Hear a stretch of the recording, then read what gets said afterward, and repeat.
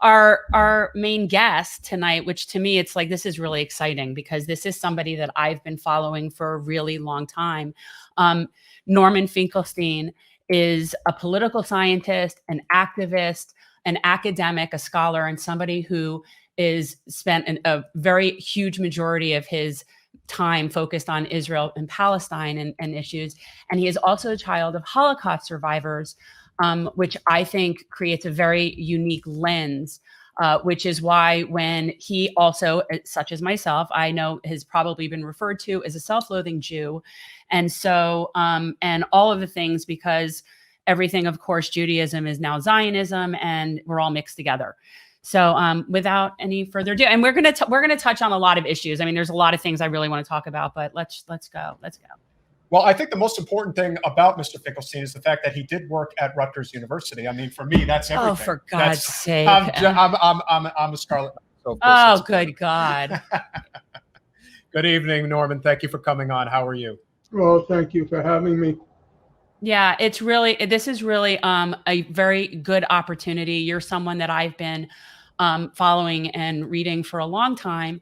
And I have recently, as a Jewish person, really had this more, I'm like getting lefter and lefter. And so the timing of you coming on is really good. I'm sort of having like my coming out as, really not supportive of an ethno state in general. But if you could talk a little bit about what we're seeing right now with the shift. Let's start with current events. And, obviously Netanyahu has finally been ousted. But then what's coming up is not necessarily a treat.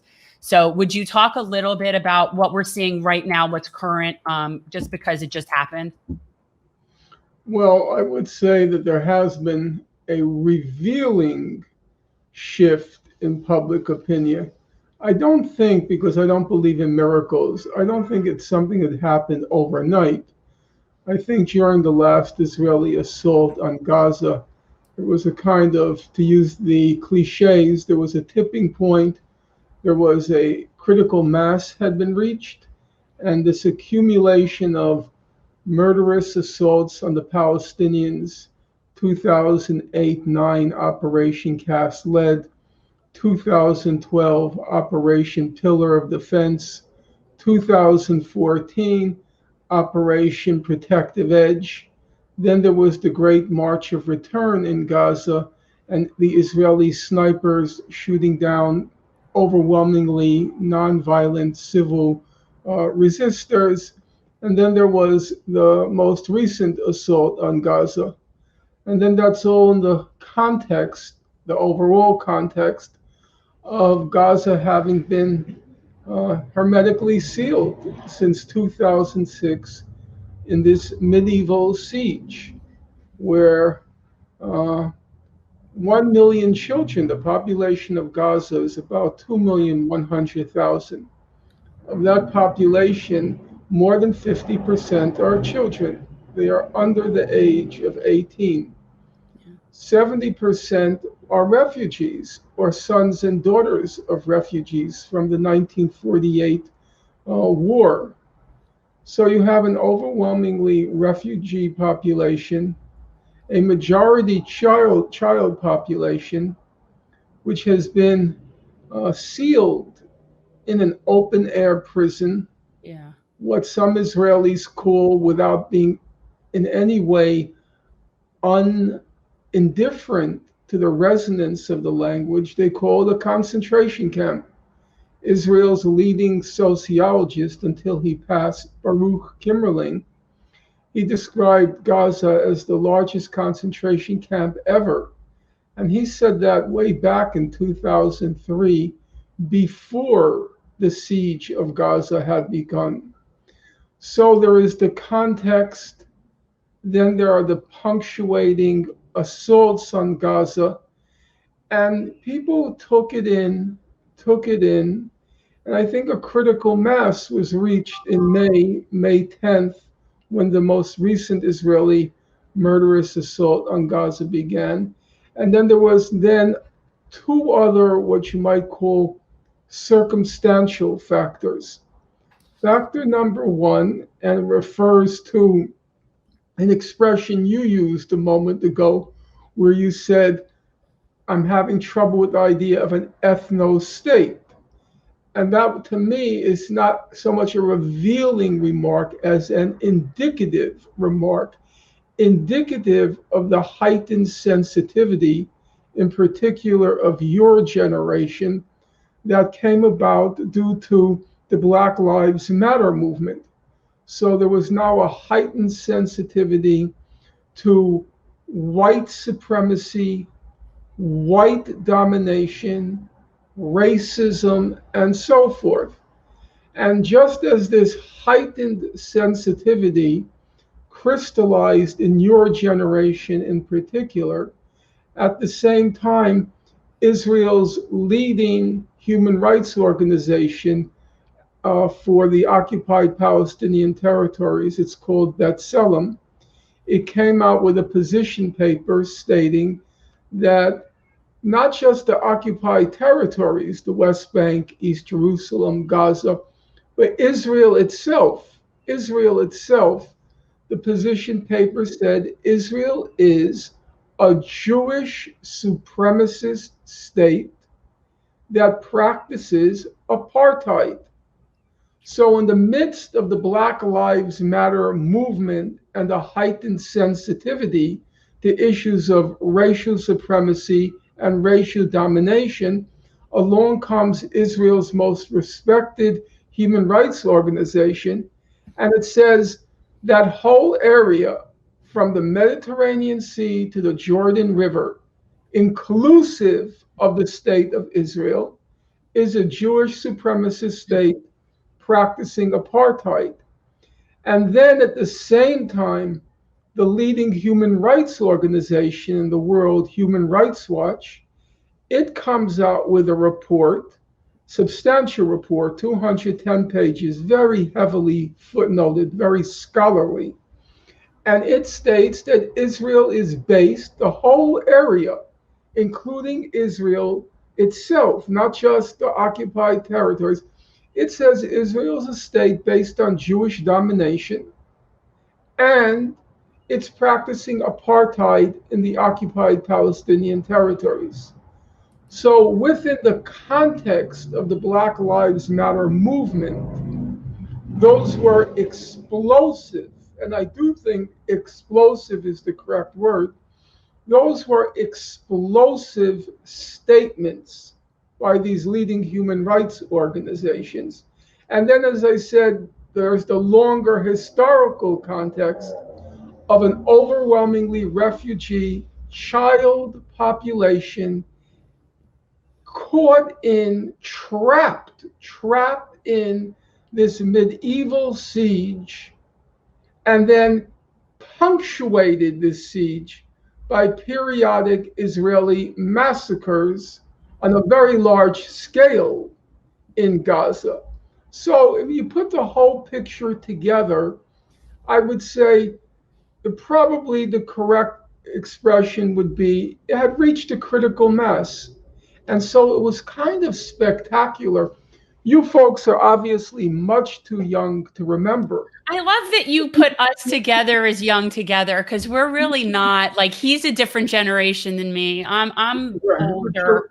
But you're both, I think, separated from me by a chasm. So that's why I put you two together. She's 50. I'm 50. Okay. 50 is, in other words, say it. I'm past middle age. You could say it. It's once you're past middle age, you're old. I was going to say, you must be blessed with a very good climate or diet. I would have It's weed and Pilates. Okay. I'm a vegetarian, but I don't look like you, so you're very lucky. So, as I said, both of your generations still won't remember, even if you're 50. There was a time when if Israel came under what's called an existential threat, it was being attacked. I'm from New York City. Do you mind if I ask where you folks from? Is it Florida? He's from New Jersey. I'm from Jersey. Right. I'm a second generation native Jewish Floridian. Okay. So you won't find what I'm about to say surprising, There was a time when if Israel said it was under attack, the next day there would be an emergency mobilization in support of Israel, and there would be literally, I'm not using hyperbolic terms now, there would be literally 1 million people along Fifth Avenue, obviously almost all Jews, in support of Israel. Yeah. And every public official, from the local councilman to the senators in the United States, they would all be out there giving their support for Israel. You may even recall as late as 2014, during Operation Protective Edge, our mayor, meaning New York, our mayor Bloomberg, flew right over to Israel to register his support. Now, what happened this last time?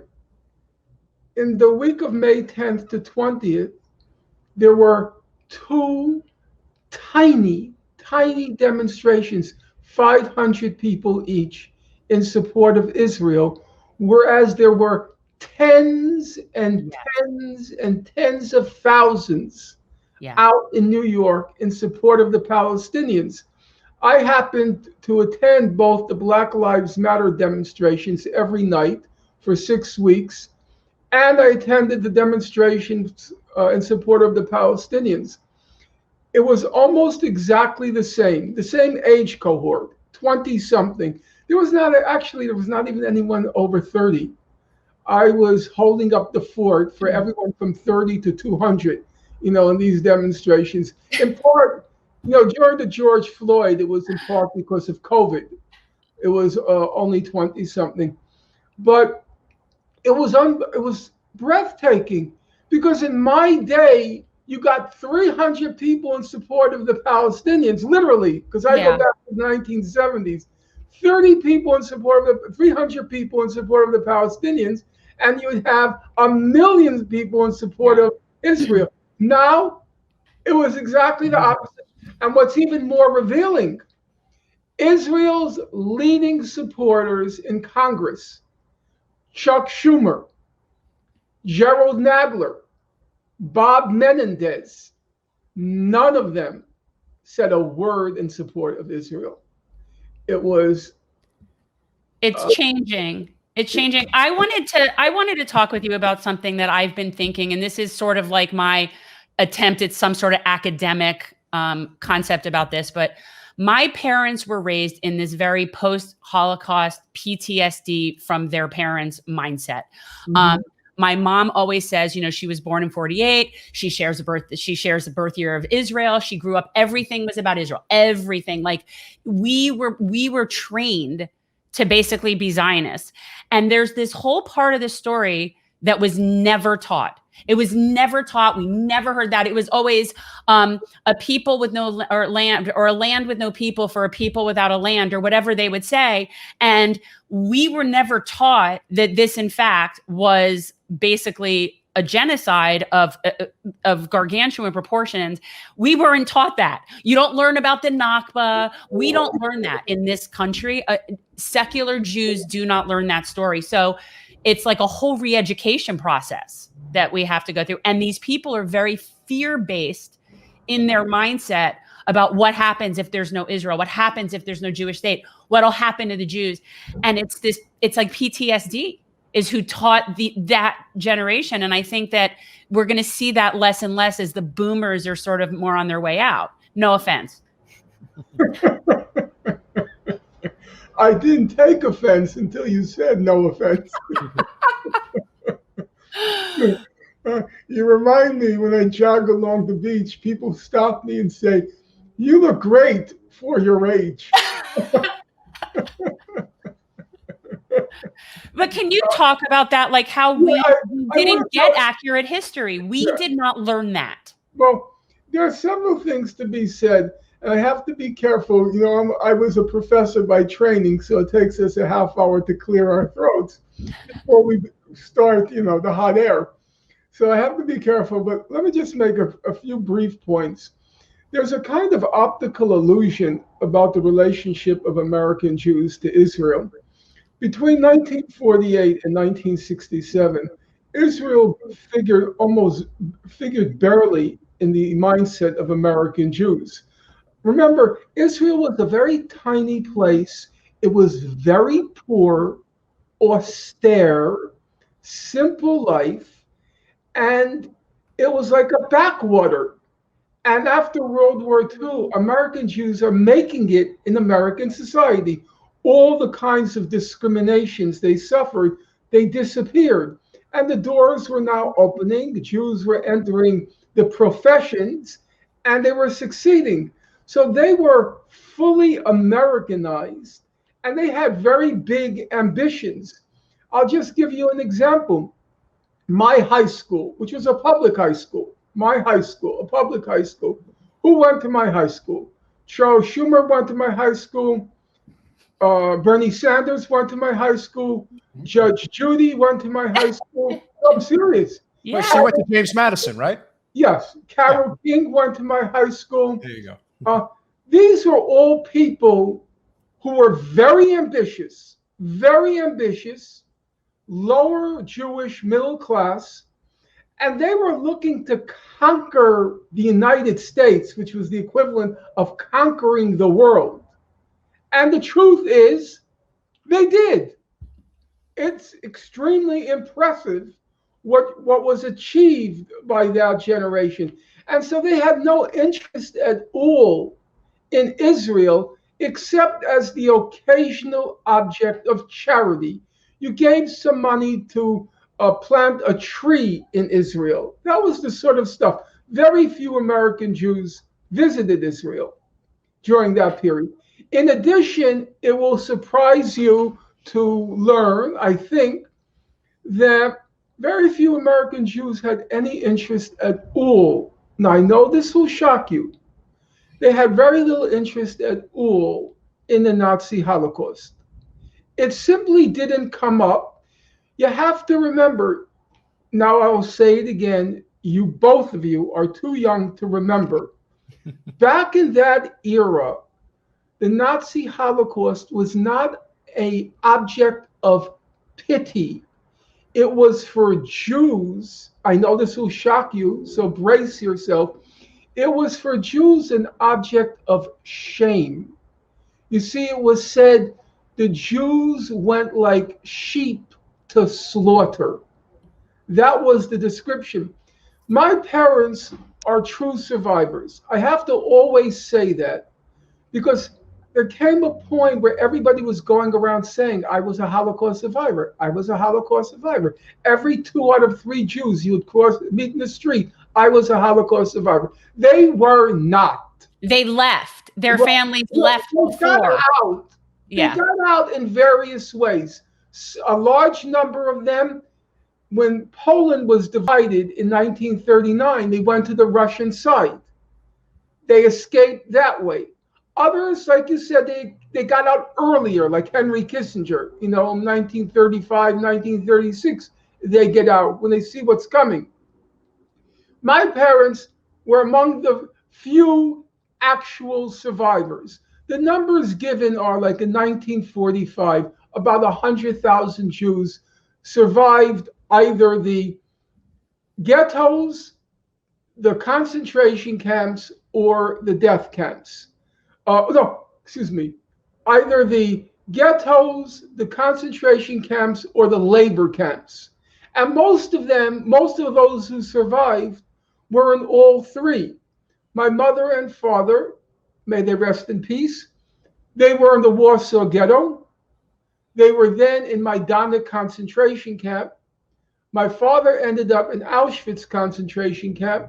My mother ended up in 2 slave labor camps. So they were the real deal. As my mother would say, the real McCoy. They were in the Nazi Holocaust. Why do I mention all this? I mention it for the following reason. Because as I've already indicated to you, not because I was smart, but because I was smart enough to want to be among the smart crowd. I hung out with very smart, high achievers, high achievers. And remember, I grew up in the 60s. Politics were all around you. the war in Vietnam, the civil rights movement, the Black Power movement. Politics was in the air. The air was saturated with politics. Now, here's the kicker. I could say without fear of contradiction, you can even put a polygraph to my wrist right now, and I do not fear saying, in my whole childhood, I do not remember one friend, not one friend or parent of a friend, who ever asked me a single question about what happened to my parents. They knew that they had been in the Nazi Holocaust. My father had a tattoo. Auschwitz was the only camp that issued a tattoo, and my father had a tattoo from Auschwitz. Nobody had any interest in it. It's the kind of, as I said, an optical illusion. You assume, and your mother tells you, we were all, concerned about Israel, concerned about the Holocaust. It's not true. The only book we read in school, pertaining to the Nazi Holocaust was in 7th grade. We read Anne Frank's diary. Yeah. And even Anne Frank's diary, it was not taught as a Jewish tragedy. The Jewish element was completely eliminated. It was taught as a human tragedy. The Jewish part was just taken out. So I think we have to, there's a famous Hungarian Marxist, his name was George Lukács, and Lukács once wrote that we have to always see the present as history. And I think it's a useful observation that we shouldn't assume that what we see at present always was. Yes, it's true. Now there is, certainly for your parents' generation, a very heightened sensitivity to the fragility of the state of Israel and the Nazi Holocaust. But that's all pretty recent. It happened after the 1967 war, after the June War, which I'm not going to go into now. But I would also say two other things in response to your question. I know this is about a kind of circumlocution or a digression, really. When I was growing up, the only thing we learned about American history regarding the Native Americans was that they were savages. Right. I vividly remember, it's not a source of pride to me, but it's worth acknowledging for your generation. I remember watching the cowboy and Indian programs, the TV shows and movies, and I'm rooting for them. Kill those savages, kill those savages. I mean, I was like kind of mad, but they built up, they built up that lunacy in the viewer. I remember, I know it's going to sound hilarious to you, how pained and anguished and tormented I was when I watched Remember the Alamo. It was a famous Walt Disney film. The Alamo was where Davy Crockett died, Lieutenant Rip Travers. I lived in San Antonio for 6 years. Okay. I'm extremely familiar with the Alamo. Okay. Very I familiar remember with the Alamo. I was there once. Everybody who ever came to visit, I got to go to the Alamo. Okay, so you're on the same page as me, as your generation puts it. I didn't know until probably I was in my 30s that the United States stole Texas. I hated Lieutenant Santa Anna. I wanted to kill Lieutenant Santa Anna because he defeated the defenders of the Alamo. It wasn't until, believe it or not, it wasn't until 1975 that Hollywood made its first film sympathetic to Native Americans. It was with Dustin Hoffman. It was called Little Big Man. Yeah. That was the first film. So when you talk about meaning American Jewish brainwashing about Israel, there's also the American brainwashing, which is roughly the same time, about our own history. Right. It was completely suppressed. Completely suppressed. Yeah, we had Margaret Kimberly on Memorial Day, and we talked about the Tulsa massacre, which I was never taught in school. I never got taught that. Largest race massacre in the history of the country, and we're not taught that. Yeah, so I don't want to. Israel should be held culpable and responsible for all of its crimes, its ongoing crimes. But we should not put ourselves in the position of forgetting our own history and forgetting just how recent is our own understanding and knowledge of what was done here. And not so long ago, the textbooks, I remember, I know you'll find these things because I am old. And so I'm talking about a long time ago. But I distinctly remember as late as sophomore year in high school, my history teacher was named Mr. Storch, a smart guy. He went to Columbia. At that point, New York City, the highest paid civil service job was teachers. And so teachers were both respected and deserving of respect because they were smart. They were paid very well. Now teachers, they're below fire department, below police, below sanitation. But back then they attracted a very impressive group of faculty. In any event, I remember Mr. Storch saying, he said, slavery wasn't so bad. He said, because slaves were expensive property. And just as if you purchased a new car, you wouldn't take a hammer to damage the car that you just purchased, slaves were also very expensive. So obviously, so the logic went, the slaves were treated very well by their masters. Hey, I was in the advanced history class. It was AP history. And back then, AP was something unusual. Now it became everything is AP. I was in the top class. History was my, so to speak, forte. And the best teacher. But that's what we were taught. That's what we were taught. So I can't express shock at the ignorance of American Jews about Israeli history, and also the fact that Israel has a very effective propaganda apparatus, PR machine. We had our effective propaganda apparatus. It was called public education.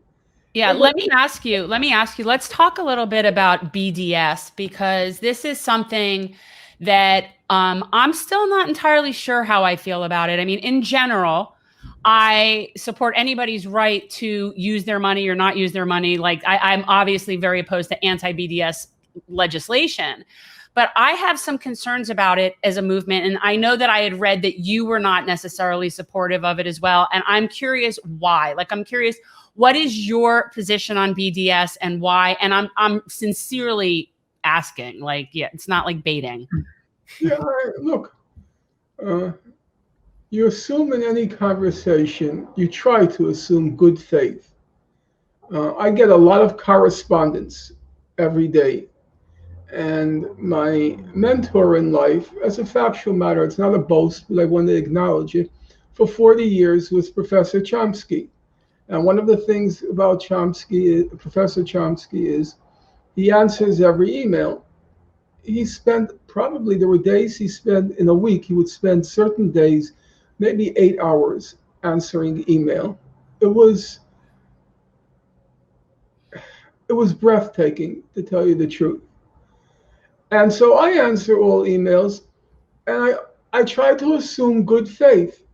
Now, sometimes as the correspondence unfolds, you see there's not good faith here. There's just a person who is, whether you call it, your generation calls it trolling. Yeah. So then at some point you have the right, the moral right to say, you know what, I'm not continuing this because you're not serious. So I try to assume good faith, and I assume the good faith of your question. If I discover otherwise, then I have the right, as I say, to turn, to switch you off. But until that happens, I'm going to assume good faith. And I'm going to try to give you a good faith answer, although it may not resonate for all of your listeners, or even for many of your listeners. I was for a long time, a significant period of my life, maybe not in actual a time span, but in terms of my own intellectual and political coming of age, I was a Maoist, a follower of Chairman Mao. We were Mao Zedong, live like him, dare to struggle, dare to win. I was very fervent, you could say, with a certain amount of fairness. You could say fanatical. And once I passed that phase in my life, I was very cautious of cults, of sloganeering, of blind following. And also, I became very cautious of posturing, the radical posturing and posing and trying to appear radical as against trying to get things done. I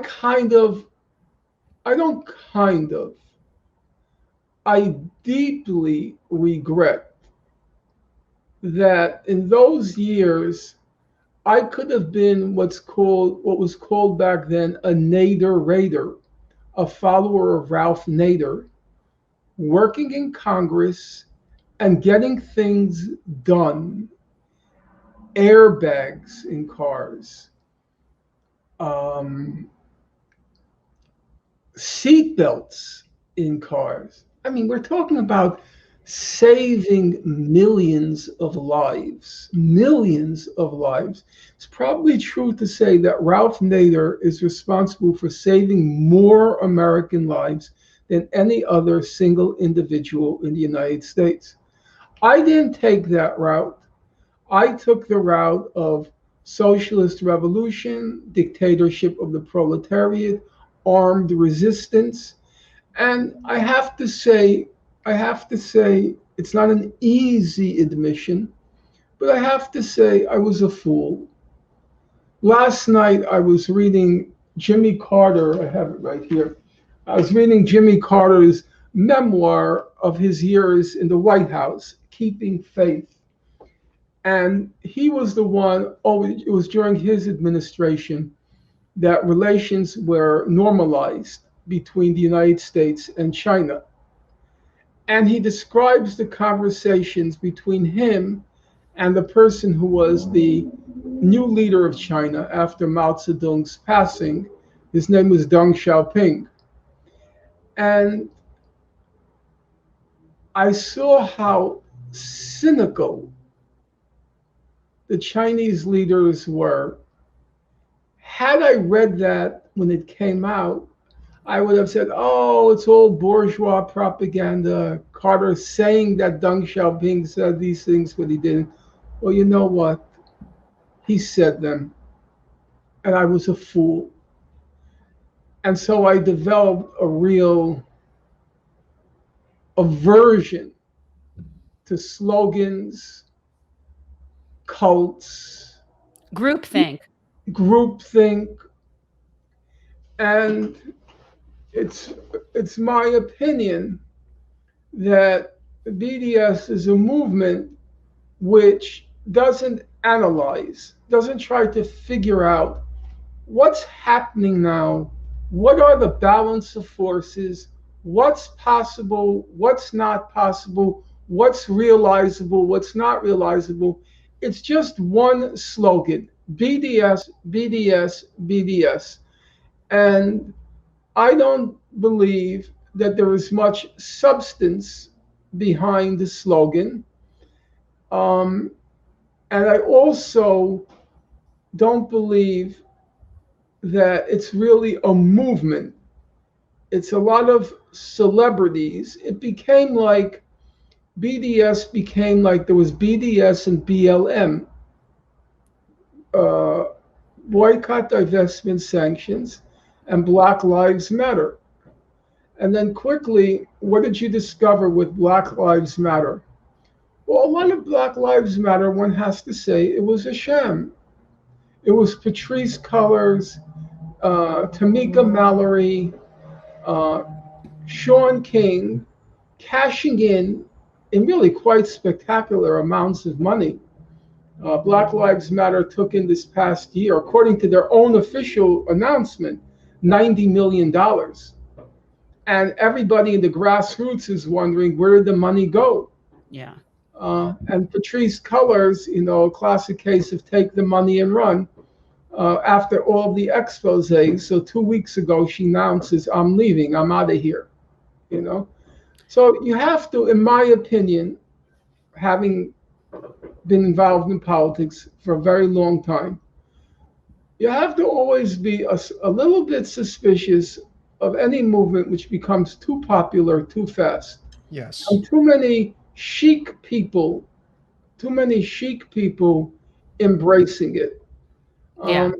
So I have specific criticisms of Black Lives Matter, which I've expressed in many occasions. I have specific criticisms of BDS, which I've expressed on many occasions, and I wouldn't want to squander time by repeating to you what people can find in the web in 100 or 1,000. Yeah. No, I was just wanting to know what your general mindset was on it. In general, as you say, boycotts, divestment, sanctions, those are completely legitimate tactics, and they are quite often effective tactics, but still one has to, in my opinion, do careful analysis of what's possible, what's not possible, and also to be open to the fact that reasonable people, and I'd like to underline this point, reasonable people can disagree. So I'll give you an example from the 1980s. As you know, there was an international anti-apartheid movement, which included the sanctions movement. And it also included the cultural boycott of South Africa. Now, some people broke the cultural boycott, and they were really wretched, mercenary scum. And I had no problem denouncing them as such. But then there were gray areas. So the most famous of the gray areas was Paul Simon of Simon and Garfunkel. I'm old enough. I know who Paul Simon. Right, Even he knows Paul Simon, but I know Paul Simon. So Paul Simon went to South Africa. Let me do this. And he formed a band with South African musicians. Some people attacked him mercilessly for breaking the cultural boycott. Other people said he was bringing the humanity of South African musicians and artists. He was using his name to spread their humanity around the world. He had, you can Google it if you're in front of a computer, Paul Simon, his band. And so I say, reasonable people can disagree about these things. You don't automatically deserve a pariah's status if you have a different judgment on this particular case. In some cases, I'll be honest, I won't accept a differing judgment. I would just say you're just being selfish, self-centered. You take an example. If you look at during the civil rights movement in the United States, so there were occasions where in the cities, the smaller cities, in Tennessee, they would organize boycotts of the downtown area. where all the white businesses were. They would organize, the civil rights agitators would organize boycotts of the stores because they wouldn't desegregate, okay? Or they had various segregationist facilities in place. And let's say with the organized boycott on Easter week, which is where African Americans would spend a lot of money. And there were some African Americans who would break the boycott. And the folks in this, the organizers would say, we would go downtown and we would grab their packages as they're walking out of the store and, you know, send the message, you better not break the boycott. There I have no problem. I don't feel it's a gray area issue. It's somebody just being selfish. But I don't think Paul Simon was just being selfish. I think he had a different judgment that he could actually do something good for South Africa by going there, establishing a band, and so forth. So you mentioned in your introductory remark, you mentioned the group thing. And yes, I do have a problem when people don't allow for the fact that others can, in good faith, have a different judgment. Yeah. Let's talk a little bit about what that looks like in academia, because something that I've noticed, and obviously you know very well, is that academicians that have a particular stance that's not particularly pro-Israel get treated a certain way by a lot of our higher institutions in this country. And it is pretty pervasive. It's something we just saw, Dr. Cornel West just had this going on that he just went through. And I know this is something that you've been through as well. Can you talk a little bit about how the powers that be really stifle any sort of support for Palestinians in the academic circles? I want to say, I kind of think it's a mixed picture. First of all, I want to say I want to give both sides because I think the picture is slightly more complicated than the black and white that it's often depicted as. In college campuses and in college campuses, universities, Israel has lost the battle for public opinion.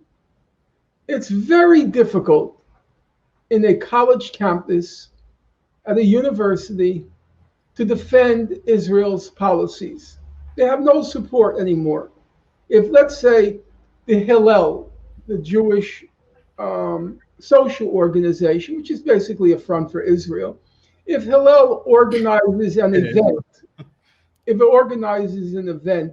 let's say an IDF, an Israeli soldier is going to come speak, they may get 50 people. If Palestinians organize an event, they can get 500 people. So Israel has lost the battle for public opinion on virtually all college campuses and universities in the United States. In addition, the professional associations, like the Middle East Studies Association, MESA, they're all totally pro-Palestinian. In fact, the Israeli supporters backed out of these organizations and formed this thing called Israel Studies. They formed Israel Studies because they lost the battle in the professional associations. So I don't think it's correct to say that academia is anti-Palestinian. What I do think is correct to say is that when Jews lost the battle for public opinion on college campuses, what they did was they started to act behind the scenes. They had alumni call up and say, we're not going to give you any more contributions if you hire this person. They had organizations imposing a lot of force, exerting a lot of force in those administrations to curb the pro-Palestinian sentiment on campus. I fell victim in part. I fell victim to Professor Dershowitz's jihad against me, but also the university, which was an utterly ninth-rate university, DePaul University. It was in Chicago. It was always expanding its real estate holdings. And Chicago has a very powerful Jewish, wealthy constituency, and also in real estate. So all sorts of pressures are applied through the board of trustees to the university administration. You got to get rid of this guy. You got to get rid of this guy, you know? So that's where I think the problem lies. In public opinion, they've lost. But in terms of the administration, the board of trustees, it's a problem because Jews are the wealthiest ethno-religious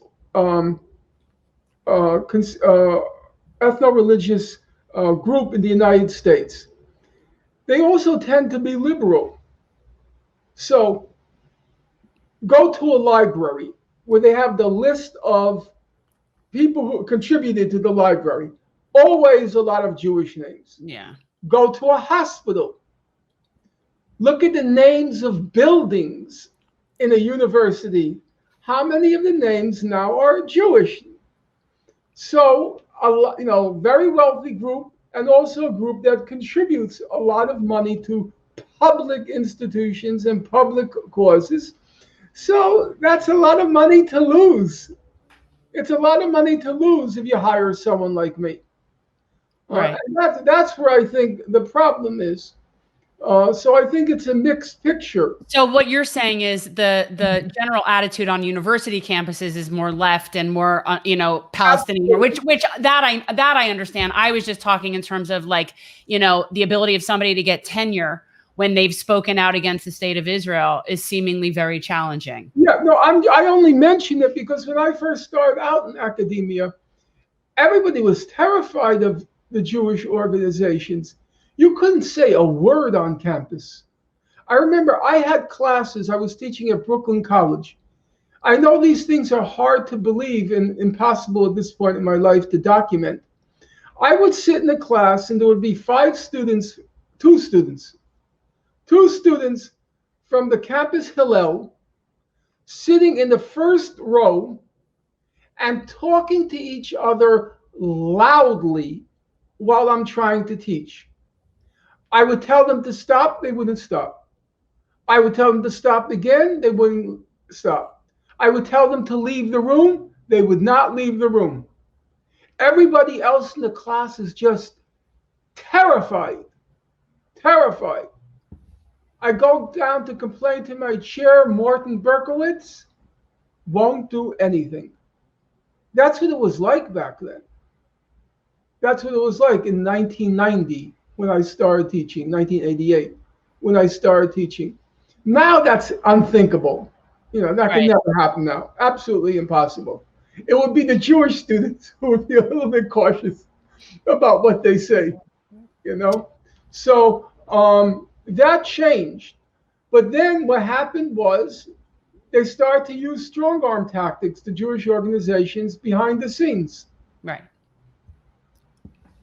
Norman, I've been obviously letting you and Jen, have, because this is more your. He thinks it's tribal, but he's Jewish. He doesn't want to acknowledge it, but he had his little bar mitzvah. Yeah, well, do me a favor, just okay. Jen likes to mother me sometimes, and it gets annoying. But I think it's important to talk about a couple of things. You bring up academia and the issues that exist. I think Alan Dershowitz is emblematic of a lot of the problems that do exist within this, what I would call somewhat of a protected class. he has a lot of dirt under his fingernails, and he's been able to skate for a very long time. But he is one of the most avid Zionists we have in this country. And I'm curious how this, relates to sort of this protected class that as long as you are pro-Israel, you are basically able to get away with what you're going to get away with. And then I think a second follow-up to that, which we can also get into, is the power of the evangelical right and the role that they play in sort of this Teflon approach to Israel in our country. Alan Dershowitz is an interesting case because he did many things which by any elementary moral standard are really despicable. Among them were his consistent, persistent lying about what Israel was or wasn't doing in its relationship to the Palestinians. And what to me is interesting, you see, obviously I know a lot about Professor Dershowitz because our paths crossed, and unfortunately, it wasn't just ships passing in the night. Our paths crossed for a sustained period of time, by the end of which, in 2007, he had successfully made me not just unemployed, but was a separate category, unemployable. So I never worked again after 2007. I was in the midlife of the midpoint of my career, of what should have been the midpoint of my career. Because I was a Maoist, I didn't get started until 1988 as a professor, and then my whole career was over in 2007. So I was just 21 years, 19 years. And then I couldn't work at all. I'm serious. I know a lot of times I always have to say I'm being literal because the things I say sound kind of hard to conceive. I couldn't get a job as a door catcher after 2007 because of the miracle of Google. Whenever anybody in my day, when you applied for work, you would ask, typically you would be asked to supply 3 recommendations. By your generation, they didn't ask for recommendations at all. They just checked you out on Google. They just Googled your name. And when you Googled my name, what came up was Holocaust denier, anti-Semite. Right. Literally tens of thousands of websites. Literally tens of thousands of websites. So Professor Dershowitz, he had done many despicable things. Let's just take the most basic. There was a long period of time, up until maybe 4 years ago, when Professor Dershowitz was always described as Professor Alan Dershowitz of Harvard University, famed civil liberties lawyer, that was his descriptive, famed civil liberties lawyer. He wasn't a civil liberties lawyer. There's no truth to that. Alan Dershowitz, his career began in the 1970s, his public career as a public presence, not his professional career. He was a Harvard professor, and I assume he was competent in his field of expertise. But his professional career begins, he was a defender of pornography. That was his big thing, because back then, pornography was considered a civil liberties issue, because it was banned. There was widespread prohibitions. He was the lawyer for I Am Curious Yellow, which was the first pornography film imported to the United States. It was a French film, I Am Curious Yellow.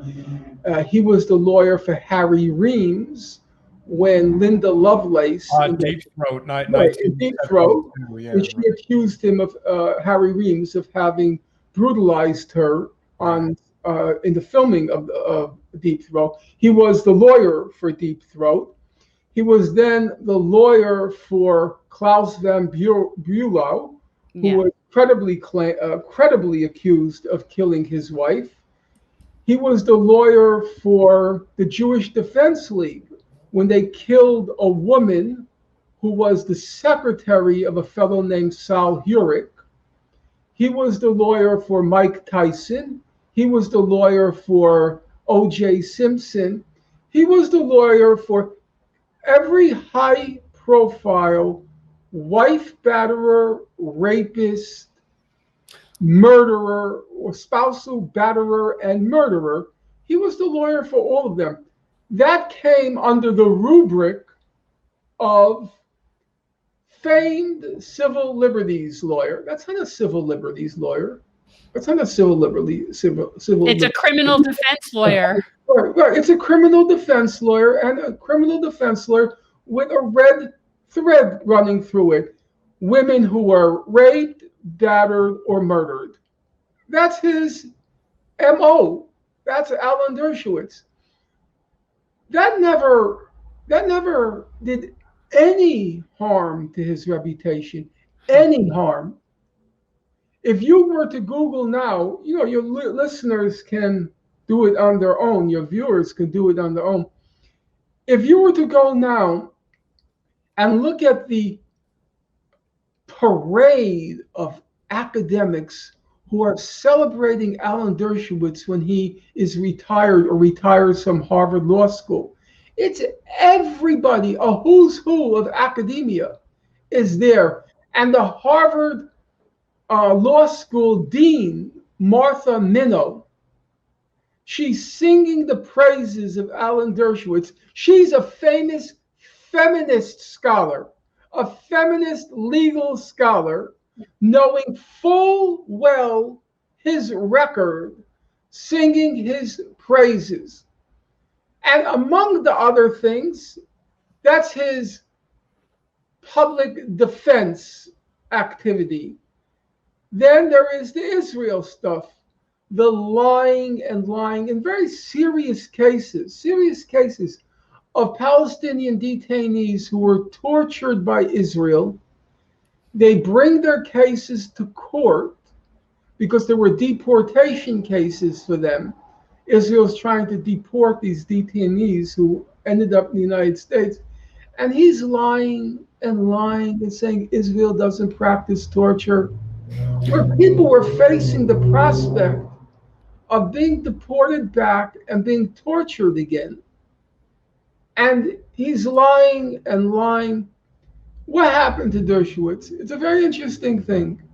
It's an interesting thing. He suddenly becomes a pariah, not even over the Jeffrey Epstein case. Not even, he was Jeffrey Epstein's lawyer. Oh, yes. It makes perfect sense. I can see they'd get along swimmingly. Sure. Of course it makes perfect sense. And as far as I can tell, his accuser, Virginia Giffrey, she's completely credible. And at least the allegations against him. In any event, what happens? Even the Jeffrey Epstein doesn't turn people against him. It was because of Trump. Because he supported Trump, all of a sudden, the woke people on Martha's Vineyard turned him into a pariah.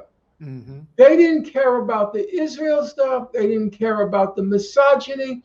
They didn't care about the fact that he got Jeffrey Epstein off. It was even interesting. So Jeffrey Epstein got 1 year, in the first trial. He got 1 year. He was out in his own recognizance all day. He only had to come back. He had his office outside. He only had to come back at night for his sentence. And Dershowitz was asked about it, and he says, "Do you feel bad in retrospect when it came out that he had done this and done that and done that?" Dershowitz said, "Feel bad? The only thing I feel bad is that he got 1 year. I think he should have gotten scot-free." Now he's saying this after all the claims and allegations against Epstein. That didn't alienate anyone. people like, Jeffrey Toobin. Yes. Yeah. Toobin is singing his praises. Yeah. And then Toobin has an article. I think it was, I can't remember where the article was. It may have been the New Republic, but don't count me on it. Toobin has an article. What happened to Alan Dershowitz? Because he's defending Trump now. As if he had a clean slate up until his defense of Trump. And if you ask me, I can't prove it. And when I'm speculating, I want to quickly admit to saying I speculate. If you ask me, what happened was Dershowitz was afraid he was going to be convicted in the Giffrey case, the young woman who says that she had sex with him, non-consensual sex. So he was afraid. So he was defending Trump to get a get out of jail free card in case he was convicted. That's all he did. I mean, he's a snake. He is just such a snake. He even looks like a snake. But you know what? Here's the thing. You want to know what? In my opinion, they're all snakes. Yes. Jeffrey Toobin, he's also a snake. They're all snakes. The difference is, for me, Alan Dershowitz, I know you'll laugh. Yeah, so you'll forgive my analogy. Alan Dershowitz, to me, he's like Michael Jackson. He is what he is. Sorry. He is what he is. That's who he is. I never really faulted Michael Jackson. Same. Because Michael Jackson, apparently, he had an illness. It was a serious illness. He couldn't control himself. The problem was the enablers. Yes. All the people that knew what was happening, but they couldn't resist the money, the celebrity, the connections, and they enabled Michael Jackson. You may not agree with me, but that's how I feel about the parents of those kids. I don't know about your mom and dad, either of you. I don't know about your mom and dad, but I remember Michael Jackson when he came out with I forgot the name of the album, but with Beat It. Yeah, Thriller. Thriller album, the Thriller album. And when he performed when he did the it was Billie Jean. It was Billie Jean at the Grammys, right? Well, it was whenever he said beat it, beat it, beat it, he was grabbing his crotch and right. Right? God. So it was out there, right? It was out there. Now, are you a parent? Jen, are you a parent? I am. Okay. If your kid came over to you and said, Mommy, Mikey wants me to stay over at night, would you let your kid stay over? No, and of course not. But this is one of those things where when you say things like that, you're blaming the victim. And the thing is that the parents are basically selling their kids. No, but they're selling their kids. So allow me to finish and I'll hear you out. I want to hear you out.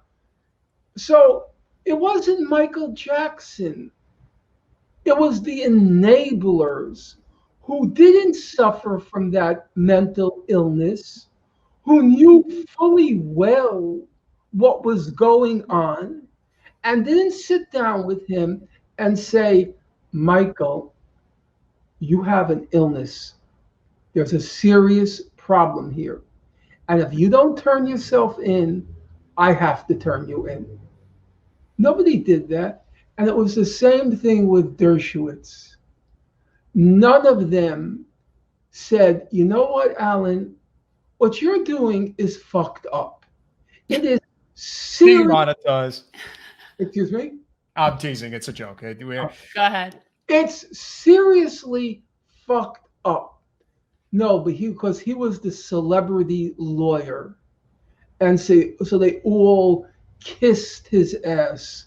You go see in the YouTube, one panel, 5 people or 6 people, 2 panels, second panel, 6 people, third panel, 6 people. You'll see Jeffrey Toobin there. You'll see Steve Pinker there. You'll see all the big names in academia and in journalism. They're all there kissing his ass. The enablers, Yeah. the enablers like Elena Kagan, who was the dean at Harvard Law School when I had my troubles with him. And then she went on to become the Supreme Court Justice. I know. They are the ones I loathe. Alan Dershowitz is Alan Dershowitz, like Michael Jackson is Michael Jackson. We're speaking with Norman Finkelstein, author and professor. I am curious because, my awakening moment when it came to, and again, this is a cesspool within, and again, you're in the New York circles and you probably I'm not in any circles. No people. Let's just put it that way. The aha moment for me, more than anything else, was with Polanski, when everybody, knew what he was up to, and then you had Harrison Ford and everybody else coming out saying, "Oh, he's a good guy," and he's this and that. I'm like, listen, that he has been. He has been getting it on with 13, 14-year-old girls for God knows how long. You sweep it under the goddamn rug because you are all benefiting financially from his reputation. And again, who goes and literally who moves to France, which does not have extradition and is never going to leave that country until he dies? And what did Whoopi Goldberg do? When she was asked about it on The View, she said, "That's not rape. No. That's not rape. And then she got called on it. No, look it up. Do you know the story? No, I avoid The View at all costs. Now, look, I only know it because of the Roman Polanski connection. Right. Go watch it. Yeah. And then she got called on it. And the next day, she gives this idiotic defense of what she said. It's all you wash my hand, I wash yours, you scratch my back, I scratch yours. And it's also the notion that certain people can't be held to the same rules as everyone else. They're too important. There's the rules for the little guy, and then there are the rules for the important people. Well, everybody focuses obviously on Weinstein and all the things that he has done. I'm not going to name who has informed me of this, but I know that David Geffen had, let's just say that there's not such good things that have been reported about him either. You're gossiping. But I'm not gossiping. I'm just not going to say who said it. Okay. All I'm saying is this is the type of stuff that very powerful people are able to get away with. It was a kind of curiosity, because up until that moment, there must have been 10,000 jokes about what was called the casting couch. And then all of a sudden, everybody is shocked. Right. Well, that's like saying Via Zadora was only able to get her roles because she's such a great actress. No, I mean, again, sometimes it's all about who you know. And, well, I'm just using it as an example. No, I think that's true. You see, I don't want to get into that because it's going to I happen to agree. I agree. No. But the original question you asked with Dershowitz, I'll just repeat my own view. After everything that happened, I'll tell you just a quick story, and then I should get off because I have to do work tonight. Yeah. About 5 years ago, I was at our Indian restaurant on the Upper East Side. A friend took me out, and Alan Dershowitz was there in the restaurant. Stop it. And he was, when he obviously saw me before I saw him, and he was covering his face like this. And so then the friend of mine who I was sitting with, he said to me, "How about we invite him over to our table?" Stop. And I had very, very mixed feelings, conflicted feelings, not mixed, very conflicted feelings. Because during my tenure case, he had said publicly that my late mother was a Nazi collaborator. He really, Dershowitz certainly has no problem about not just going into the street, but going deep into the sewer. And out of respect for my mother's memory, I had a lot of trouble deciding how to react to my friend's suggestion, because I know my mother would have despised me if I didn't throttle the guy.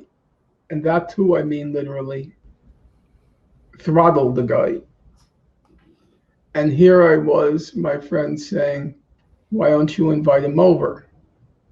Well, my friend walked over to him and told him to come over at our table. And he did. He's an older man now. He was never what you would call Hollywood good looks. And age didn't serve him well. Very pasty complexion, yellowing teeth, the paunch. And it was, my own reaction was, he was so ordinary, so banal. I couldn't even manufacture any anger. He was like a garbage pail. But it's hard to get angry at a garbage pail. And so it was that moment of what you might call epiphany. Yeah. Where I thought to myself, he's not the problem. he's a symptom. He's a symptom, but the problem is the enablers, not him. Right. You know, just one last example. You take someone like Michael Jackson. If you remember the Thriller album, when you opened up, he was a decent-looking young man. He was a decent. By the end, I mean, it was terrifying to look at his face. I know. Yeah. Terrifying. Terrifying to look at his face. Not one plastic surgeon Yep. had enough professional Courtesy. say again Professionalism, just professionalism. not professionalism to say, Michael, you don't need another cut. No, there's always somebody who'll take your money and do what you want them Exactly. Each cut is $10,000. to do. Right. Right. Each cut is $10,000. So nobody will just say, Michael, you really don't need another cut. You really don't. You know? And it's those people. Yeah. It's those people who fill me with loathing. It's not like Michael Jackson is a narcissist. Michael Jackson had serious mental problems. It was everybody who capitalized on it, you know? And that's how I felt with Dershowitz. He was so banal. Yeah, I could see that. And I also think, it's a very and small Norman, man. I also think this comes full circle in a lot of ways for, I think, what is sort of this crumbling infrastructure within our political arena that we're seeing today. It isn't so much, I mean, obviously it is the people who are at the top, but there are so many enablers within the system who benefit from it. Grovelers. Sycophants. Well, we call They're them sycophants. We call them we call them in politics. We call it the consultant class, is what they like to be known as. Even though their consulting can result in 10 consecutive losses, but it doesn't matter because they're part of a class, a protected class. The last thing I want to hit on before we depart, Norman.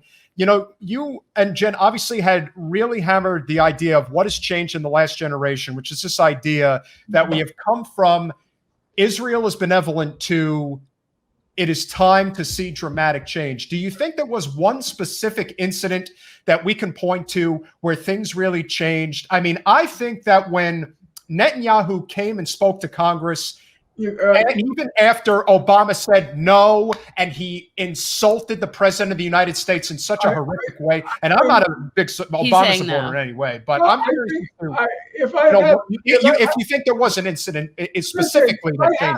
If I had time to elaborate, yes, I would definitely include that, because you just saw what a racist Netanyahu was.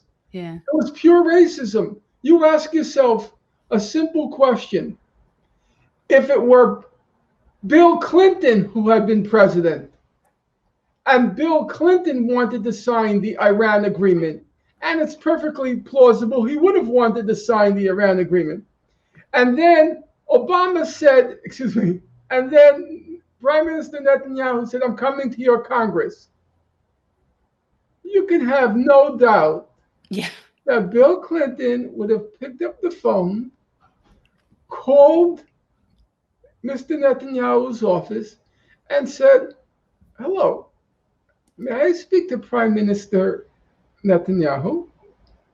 Hold on. Mr. Netanyahu gets on. Shalom, Bill. Bill says, Bibi, did I read correctly? You're coming to Congress? Really? What the fuck are you doing? You know? He wouldn't have tolerated it. He wouldn't have tolerated it. It couldn't have happened with a white guy. Right. I'm not one of those people who reduces everything to race. Yeah. But it's because Netanyahu is such a Jewish white supremacist. He is so he is. He So is. he grew up in Philadelphia. His father was like a bonkers racist. Racist.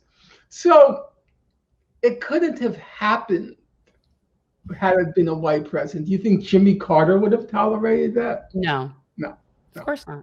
Couldn't happen. So I totally agree with you. And as I said, if I had time, I would elaborate on your point. But I think your point's absolutely correct. That was a very critical moment. That's why Biden took many days before he made his first call to Netanyahu. I think it took 2 weeks before he would even call him, because he was the vice president at the time. Right. And he didn't like, if you excuse my language, he didn't like that kind of shit. Right. No. You don't carry on with the president of the United States that way. Yeah. And again, we can't thank you enough for coming on. Obviously, this has been a very important conversation.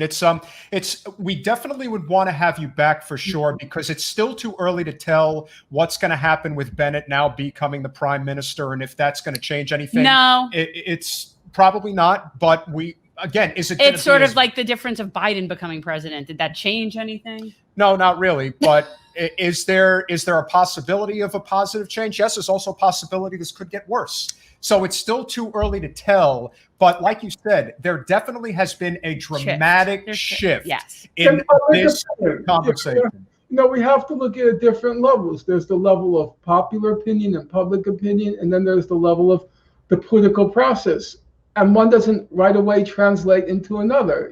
As Bernie Sanders pointed out ad infinitum, 80% of American people support single payer. So at the level of public opinion, you won the battle for single payer.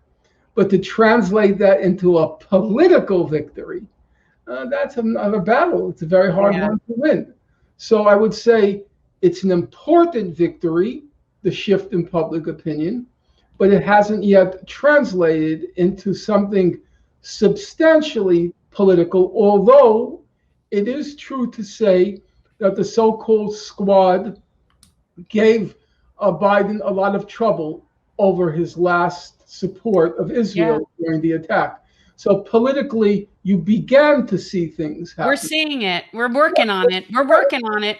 Yeah, everything is unfortunately a slow drip to some degree, but I think it's dripping in the right direction. And Norman, again, thank you so much for coming on. Again, Norman Finkelstein, check out his books. His most recent one, I Accuse, highly recommend. And of course, this is a very controversial topic, is Israel-Palestine, but one that must be addressed. And we thank you so much for your time this evening.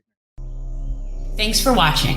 If you want to support our mission to transform politics into service, please like this video, subscribe, follow us on social media, and consider joining our Patreon, where you'll get early access to our interviews as well as other exclusive content.